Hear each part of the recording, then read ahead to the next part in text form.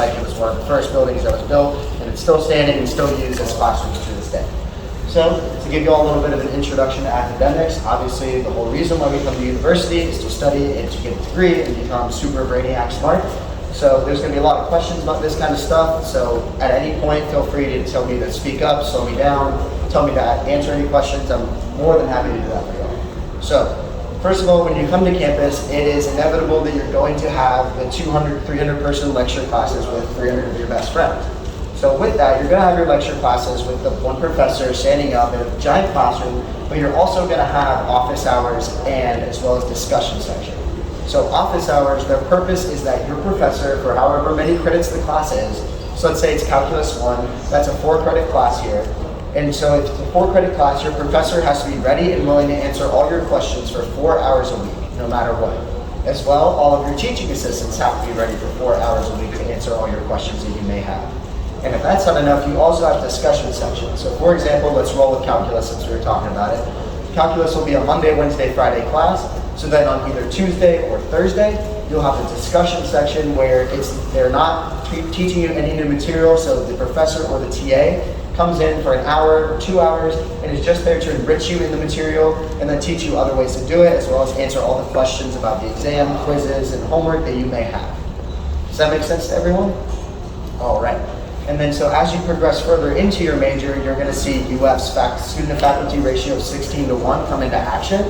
So for example, I'm a senior and I am in a class right now. It's financial accounting and reporting 2. So only finance and accounting majors take that, and there is 62 people in that class. As well, I'm taking an equity and capital markets class, and there's only 42 of us in that class. So they really do get smaller and smaller and smaller as you get on and specialize with your major. Yeah, of course. So Gabe mentioned a lot of great support that you can receive while you're in your classes, with your TAs and in the discussion section. But I'd be remiss if I did not mention office hours. Office hours are a really underutilized resource, and if there's one takeaway from this course, I hope you heard one. But the biggest one that I hope you get, go to office hours. Professors are so happy when you go, because students just don't make enough use out of them. And by going to office hours, yes, you can get help on course material, but you can also get to know your professors, which is really great if you need a letter of recommendation in the future. And a lot of professors are also involved in research. So by going to office hours, you get your foot in the door to some amazing research opportunities, not just research in genetics and chemistry, but also in sociology and psychology and the arts. There's a lot of different research disciplines, and at UF, there was over $900 million just allocated to research.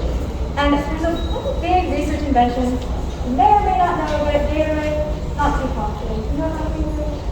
You know what Gatorade. So Gatorade was founded at UF. Another big one was Terminix, that was also founded at UF. So just to think, by going to office hours, yes, you get help, you ace the class, you could also get involved in a really great research project and find the next big thing like Gatorade or Terminix. Now, let's say you're still having a hard time in class and you go to office hours. For me, when I took chemistry, I took use of the Broward Teaching Center. So this is a free tutoring center for you as a student. You can get one-on-one or group tutoring totally free, and you're tutored by someone who got an A in the class that really know what they're doing.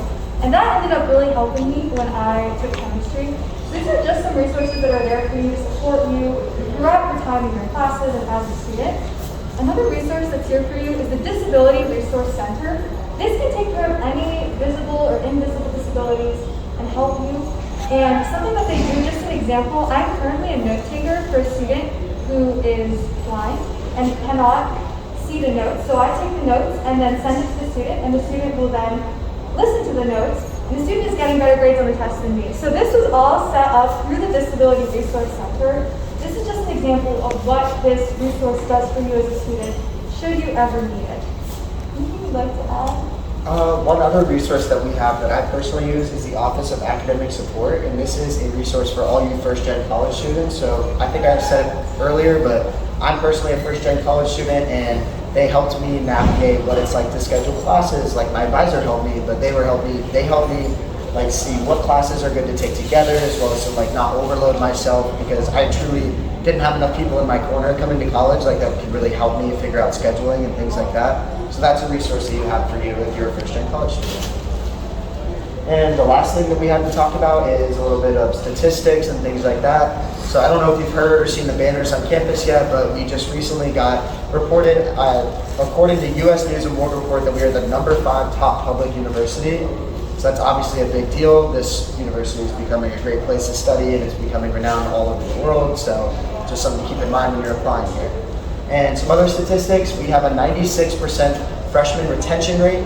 And what that means is that 96% of our freshmen come back after their freshman year. So that means when people come here, they like it here, they want to stay here, and they want to graduate from here.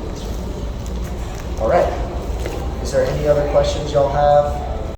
How is everyone doing today? Good. All right, I know we introduced ourselves before, but we're going to go ahead and do it again just so y'all know a little bit more about us before we get the tour started. My name is Gage Bonjoran. I'm a fourth-year finance major from Claremont, Florida. And I'm going to tell y'all a little bit more about myself as well as this name tag and what it means to us. We'll have it on. All right, so this name tag that we're wearing represents the Florida Cicerones. We're the official ambassadors to the university, so we do that by giving campus tours to y'all lovely people today. Catherine and I also serve as presidential hosts, so on every game day we are up in the president's box assisting the president and him and his guests, and that's what the Florida Cicerones means to us. And as well as just some more involvement on my part, just so y'all know, because we're here to answer the personal questions that y'all have of what it's actually like to be a student here. So I lived on campus my freshman year. I brought a car my freshman year, and I've also not had a car at a certain point. I have a scooter. I've lived off campus since my freshman year. I've never had a meal plan, and I'm also involved in Dance Marathon at the University of Florida, which is a childhood illness fundraiser, which we raise funds for UF Health Shands, and I'm also a member of Kappa Sigma, the Greek Life Fraternity. So a little bit about me. Reintroduction, my name is Catherine Triantafilides. I'm in my 4th year here studying biology on the pre-med track. And a little bit about my experience here. So from day one, I've had some type of a meal plan. I have lived off campus from day one, and I've had my car here. So questions about that kind of just lifestyle, we are here to answer them. We've done it. We're here to help you out with whatever questions you have. Now, as for involvement, I have done research. I volunteered at Shands Hospital. I give campus tours. I'm an ambassador for the Center for Undergraduate Research. So questions about involvements too, we're here to answer them as well. But now we're going to get into this building that we see here behind us. So this building is the J. Wainwright Student Union. And there are so many resources spread throughout. So we're going to do it level by level, starting from the bottom, making our way to the top. So the very bottom is the lower level, and the lower level is where you'll find the Student Government Printing Hall. So this is a really great resource for anyone that wants to print something, because you will get 250 pages of free prints every semester. And this is great because we know your printer can smell here. So if you need to urgently print something, you're gonna have a paper jam or run out of ink. Thankfully with this resource, it's got you covered every semester. Now going up to the ground floor, which is the floor we are on right now, we have the Career Connection Center. So by show of hands, who wants to get a job after they graduate? Motivated? Any other motivated? Love to see it. Motivated group. Let me tell you how UF can help you on this endeavor. So the Career Connection Center offers mock interviews. They do resume critiques. You can get free headshots done there. I got a free headshot done for one of my med school applications there. So then you can put all these things that the Career Connection Center offers to the test at something called Career Showcase. So Career Showcase is where we bring over 500 big name employers here to the university, and they are seeking to recruit from our student body. And it's employers like Google, Microsoft, Procter & Gamble. And with the help of the Career Connection Center, you can land at a job or do an internship. Now we talked business on this floor, the Career Connection Center. There's also a little bit of fun. We have a game room here. There's a bowling alley. Arts and crafts studio. Yes, arts and crafts studio. There's also a barber shop if you want to get a haircut. Right on this floor, there's a barber shop for you. I've gotten my hair cut there before, and I actually really like the haircut they gave me, so. Never gotten it done at the barber shop before, but he can attest. It's true. Now, going up to the first floor also has quite a bit of fun because we have the food court, lots of healthy options. We're talking like a Papa John's, a Wendy's, also a Starbucks. You might see a bit of a trend as we go throughout the campus. We also have the bookstore up on this floor. The bookstore is your one-stop shop for all of your Gator needs, whether we're talking like Gator apparel, that's there, but also anything that you'll need for classes. All course materials you will find at the bookstore. you like to share the rest of the rides with us? Yeah, for sure. So with the bookstore, I personally use it for every one of my classes. So what's important is you can go in there and buy a textbook, but as we know, textbooks are expensive. So they offer a textbook buyback and rental program, meaning I will go there at the very beginning of the semester, buy my textbook, and then I return it for about a quarter of the price, half the price at the end of the semester. So that's a great resource, so you don't have to go through buying it and then selling it at the end of the semester, like dealing with people on Facebook Marketplace, like, oh, I'll give you 20, like you don't want to haggle, you'd rather just give you back the book and they'll give it to someone else for a cheaper price. Does that make sense, everyone? All right, and moving on up, right? Yeah, moving on up to the second floor, we have the MCDA, or the Multicultural Diversity Affairs Office. So the MCDA offers a number of resources, the number one being diversity, equity, and inclusion training. So for example, my fraternity, the MCDA comes to our chapter as well as other chapters during rush season, and they offer training to us to allow us to understand what is equity within fraternity rush and how to give people a more equal opportunity. All right, and then also we have 4 identity spaces within the MCDA. We have Black Affairs, Asian Pacific and Islander Affairs, LGBTQ plus affairs, and Latinx affairs. We're one of the only schools that offers 4 separate identity spaces for students to just come, hang out, be with people who they want to be with, and just have a good time in a safe space. We also have 2 separate houses for, one is called the La Casita, and then also the Institute of Black Culture, which we'll point out for y'all later on University Avenue on the north end of campus. All right, so that's one of the resources we have on the second floor, and lastly, we're gonna move on up to the third floor, and on the third floor is the Student Activities and Involvement Office. Anyone wanna take a wild guess as to how many clubs we have, how many like organizations we have on campus? If you get it right, we'll give you a free tuition scholarship. We can sign off on that after we go on. So, start off Anyone? with numbers. 1,000? Over a thousand. Over a Over 1,000, thousand. yes. You've been reading It was it. actually just Yeah. over 1,000 around 2019, and it's been growing ever since, obviously. And just something random to tell y'all, so let's say the over 1,000 clubs don't fit your niche that you already want on campus, you and 3 other people can get together and go sign a form up in the SAI office, and then you did it, you started a club. Whatever that you wanted it to be, whether it's underwater basket weaving or the investment club, it could be anything you desire. So with that, with 1,000 clubs or more, there is going to be something for you on this campus, and that's really UF's like goal, is to have every single student feel wanted and feel like they have a place on this campus. I personally spend a lot of time in the SAI office because Dance Marathon, the philanthropy that I'm involved with, their offices are up there. All of our merchandise and our meetings and things go on up there. So I know that's a lot of word vomit, a lot of information. Does anyone have any questions before we move on? All right, I can tell we're all excited for the next stop. It's going to be the stadium, so we're going to get going to that stop. It's a bit of a walk, but we'll get through it together. Again, y'all ask us questions in between these stops because that's literally what we're here to do for y'all.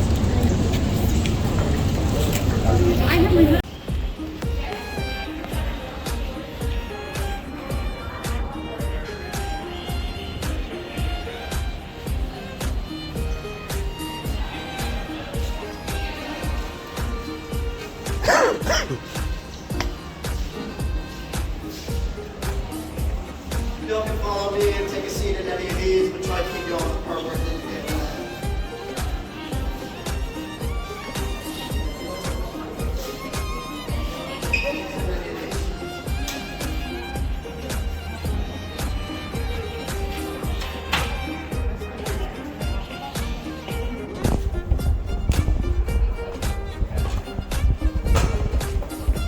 Before we get started on our stop, I have to ask y'all, because I really don't know the answer to this. Does anyone know why they put stand on football field?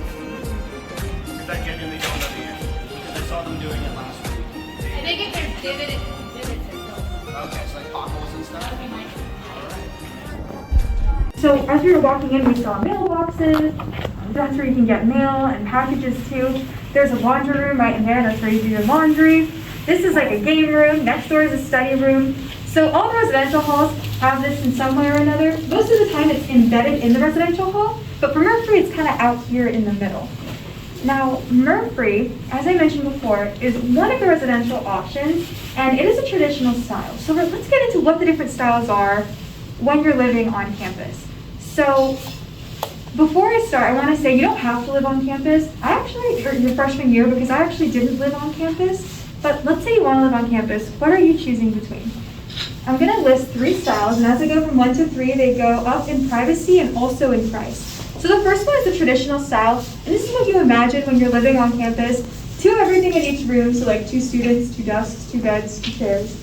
And then the students on the floor will share the bathroom, the kitchen, and the living area, which I know seems daunting. You're thinking, oh my goodness, sharing the bathroom with students on the floor. Rest assured, they are cleaned every weekday, so they might even be cleaner than the bathrooms back home. They are very, very well maintained. Now, the next style is going to be the suite style. The suite style is going to be where you have 2 rooms with 2 students in each room, and then these 4 students are sharing the bathroom. So we already see a little bit more privacy there. Now, the next style is going to be your apartment style, and this is going to be where there is 4 rooms, each student in their own room, with 2 bathrooms split between the 4 students. So if you followed me there, you can see there's also a little bit more privacy in that style. Now, let's say, I also wanted to mention, in our residential halls, we have something called living learning communities. Let's say you're an out-of-stater and you want to live with fellow out-of-staters and bond over the fact that it is too hot here. You can live with fellow out-of-staters in a living learning community. We have them for out-of-staters, international students, free health, free law, engineering, a lot of different communities just to live with people that are studying what you're studying. You can kind of bond over the classes that you're in and things like that. Now, let's say I mentioned one of these styles and your heart is set on living in the traditional style. You know this is what you want to live in. How do you secure your spot in line for that? How do you secure your spot? It all plays into when you apply. Since any of my seniors, it benefits you to apply earlier because the earlier you submit your application, the earlier you get sent an email telling you to pay a housing fee. And the date you pay that fee is your spot in line for housing. A lot of people will wait until they've gotten accepted to UF to pay the housing fee, but at that point, the line has already started building because the people that paid the fee earlier are already in that line and they already have a better selection time for housing. So, let's say you didn't pay the fee early, but you have a roommate in mind. The system will benefit you because your roommate can actually choose for the both of you. And if you don't have a roommate in mind, there's also roommate matching available. So UF has got you covered either way. Anything you'd like to add just about Yeah, housing? I'll just keep going. So Yeah. with the roommate option, we have like UF has a search engine kind of deal where you can like put in your preferences of who you want to live with. You can also, because I didn't know this existed, you can go on Facebook and room surf. Those are 2 other things that you can use, and you can go on there and you type in like, hey, I'm Gage Bonjourn and I want to live at this dorm hall. Does anyone want to live with me? I play Fortnite, I'm super cool, and I want to live with someone. And then you try to find someone who That's lives what the with posts you. look like, honestly. That's really what they It's look actually like. funny. Yeah. It's like really weird. And some other things to note with housing, if you go online to ufl.housing, you can see all the dimensions of the different kinds of dorms. So like, let's say you want to live in Cypress Hall and you want to know, can XYZ, can my fridge fit in there? You just look up the dimensions and you measure your fridge and stuff like that, and then you can see if it'll fit inside of there. So that's a good way to know like what you can and can't bring.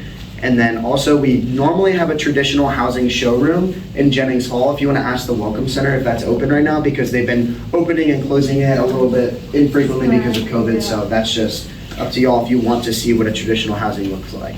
So my freshman year, I lived in a suite style dorm. And I personally wished I would have lived in a traditional. So that's just something to take with you. I lived in suite style and I thought it was very private, which is good. But also I was like lacking the social aspect of being on a floor with everyone. I personally grew up going to summer camp every summer. And so I didn't think to realize that I would love that. And I just ended up spending a lot of my time my freshman year with my friends on their traditional style dorms. So it is a lot of fun, I'll tell you that. A lot of people are just running around in the halls, being hooligans. It's a lot of fun. And if you need to study, you just go to the library or the study room, something like that. The study room right next door here. So yeah, that's everything about housing that we have for y'all. Does anyone have? Yeah. 2 questions. For the apartment style, suite style, do any of those have like common area kitchens or living rooms or just Yeah. the bathroom? So in an apartment style, everyone will have like their own bedroom, and then sometimes it'll be like 2 baths, so like 2 people share a bathroom, like 2 and 2, 2 and 2, and then you'll always have a kitchen and like a living room kind of style in your actual apartment. Whereas a suite style, you can have what like my suite style was. It was me and my roommate here, Catherine and her roommate there. We shared a Jack and Jill bathroom. Where across the hall from me was 6 girls who lived in one suite style, and so it was like 2 people lived here, 2 people lived here, 2 people lived here, and they actually had 2 bathrooms and like a common area in the middle too. So it really just depends. Like there's a lot of different options, and they'll have all of that on the website too. And then, is there like an honors college dorm as well? Yes, there is. Hume Hall is the Honors College LLC, and they're building a new one right now, actually. They are. So Hume is actually going to be a non-honors LLC, or just a non-honors residential hall, and it'll be suite style. So that's another suite style opening that will probably exist when y'all are coming to UF. Any other questions?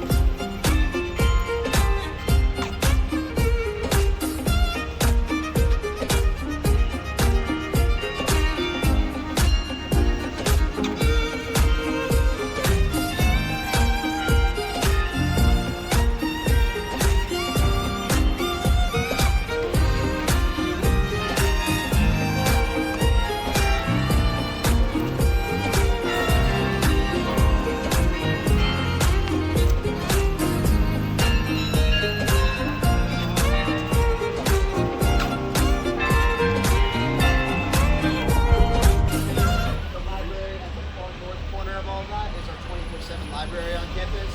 And as well, I'm sure y'all noticed we had to walk through a giant line when we were coming through here. That is Krishna Lunch. Krishna Lunch is an all-vegan food option that's here Monday through Friday.